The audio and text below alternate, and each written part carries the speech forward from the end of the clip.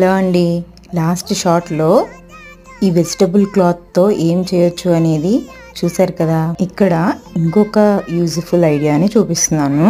Round షేప్గా cut చేసుకున్న cloth బ్యాగ్ని ఒక్కొక్కటి తీసుకొని ఇలా నేను చూపిస్తున్న విధంగా సూది దారంతో గుచ్చుకోవాలండి. ఈజీగా ఉంటుందని స్పాంజ్ మీద సూది పెట్టేసి ఇలా గుచ్చేసాను.